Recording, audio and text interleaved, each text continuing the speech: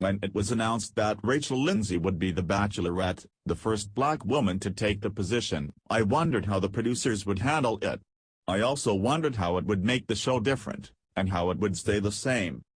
What I wasn't prepared for is how many real moments I would see for a show that is arguably an unrealistic reality show about people getting engaged after less than 2 months of dating. The first moment that brought me back to reality was when the season kicked off with Rachel meeting her first 4 suitors on after the final rose. Each man gets to make a quick first impression with Rachel, and when it is Dean's turn, he says, "I'm ready to go black and I'm never going to go back." This is hardly the first time this phrase has been said in our culture. Some black people have said it jokingly, and some white people have said it to black people, fetishizing and reducing them to the color of their skin.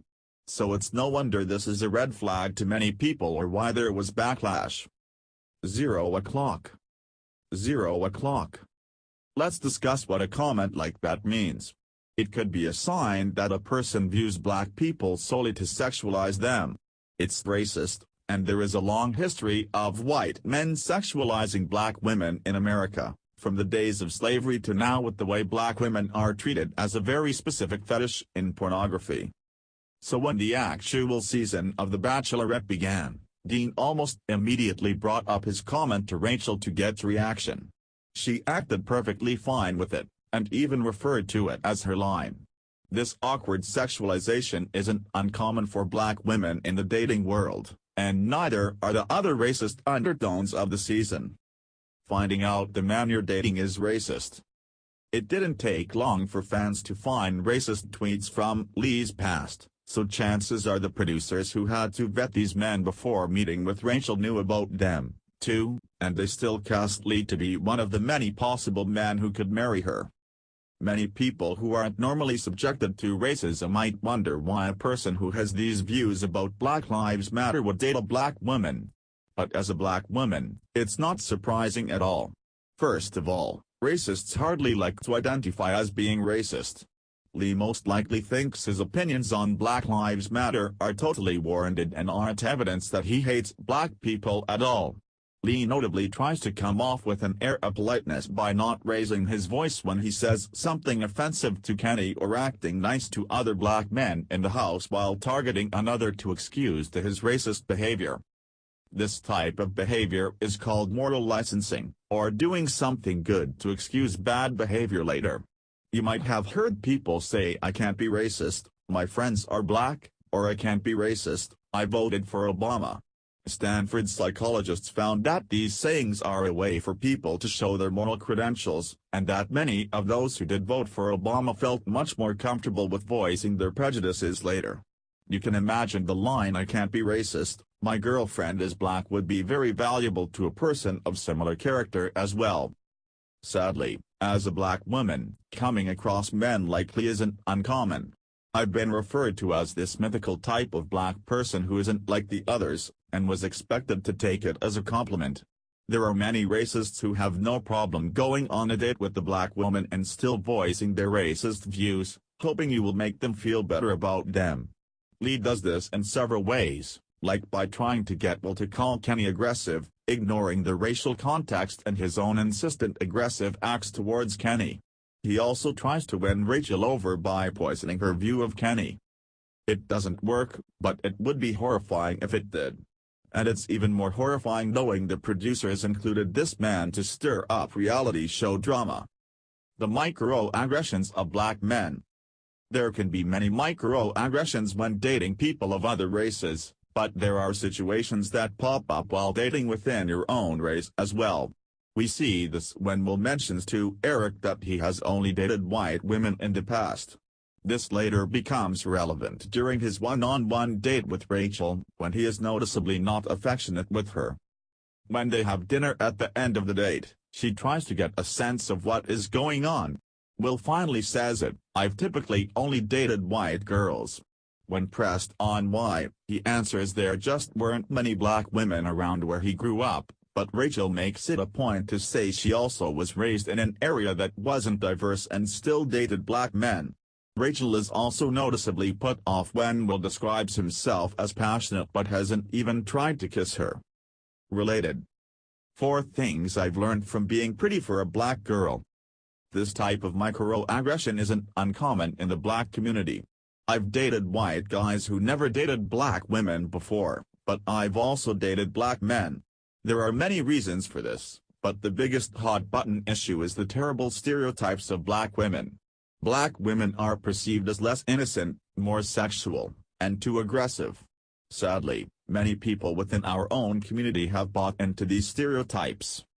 Recently, rapper Kodak Black made headlines for not only saying he doesn't like black girls, but that he also doesn't like women with his own complexion because we too got light-skinned women more sensitive.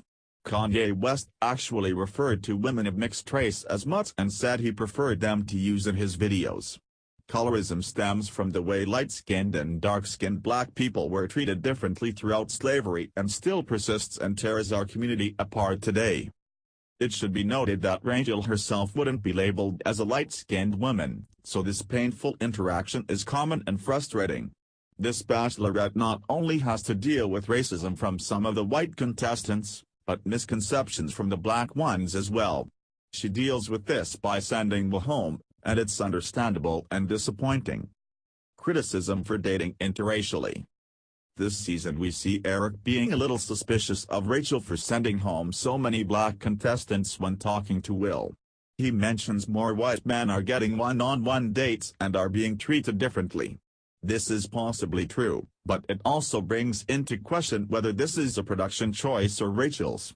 Either way, Eric seems to have a critical eye when it comes to Rachel and her interactions with the white contestants. People of all races undoubtedly still run into racism and criticism from their own community for dating interracially, but it's possible this affects black women more than others. After all, only 12% of black women married outside of their race in 2013, while a quarter of black men did the same, according to Pew Research. In my experience, I have heard many amazing black women say they aspire to have black love and hold out for a black man.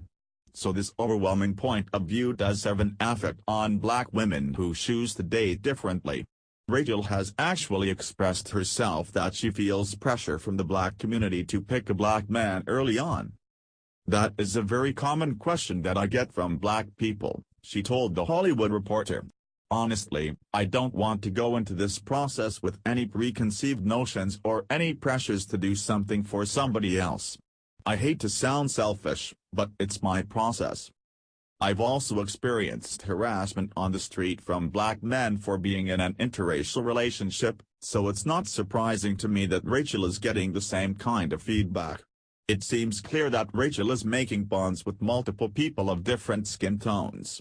Her strongest was possibly with Kenny before they chose to go their separate ways. In the end, if Rachel decides to pick a white suitor instead, it's probably because she has a connection to him and not his skin. Meeting the parents in an interracial relationship. We saw on The Bachelor that the stakes of meeting the parents are higher when in an interracial relationship. Not only are you seeking the parents' approval, but you're seeing if your partner is actually comfortable being surrounded by black people. Being the only white person in the room is a rarity for most white people, and therefore could be very uncomfortable. You're also seeing how your partner reacts in moments of cultures clashing. Rachel brought Nick Vile to church for this reason specifically, to see if he was comfortable in a black church, a place that is important to her. These are important things to consider when thinking about going into a long-term relationship with someone of a different race. At this point, we haven't seen hometown dates this season. But we have seen Rachel laying down the groundwork for some of the men. She previously asked Brian if his family would accept her and he assures her that they will. In 2017, this might seem like a weird question, but I found myself asking the same question to my white boyfriend years ago when we were getting serious. Even though Brian says it won't be a problem, we can't totally be sure because people, no matter their hypothetical views on race, can still react differently when it's their own children in a real situation. We will have to see how this season's dates play out. Rachel Lindsay's season may look like just any other season to many fans of the show. But for many black women, these situations have most likely reflected their own dating experiences back to them. This is important for a black woman to be seen as worthy of men's affection, like so many white women have been portrayed in the previous seasons. It's also important for these moments of the season to assure black women that their experiences are real and valid and open other people's eyes to how far our society still has to go.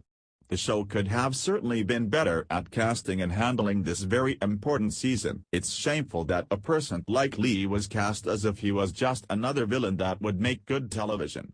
But there is the small bright side, that many more can see the realities of dating as a black woman.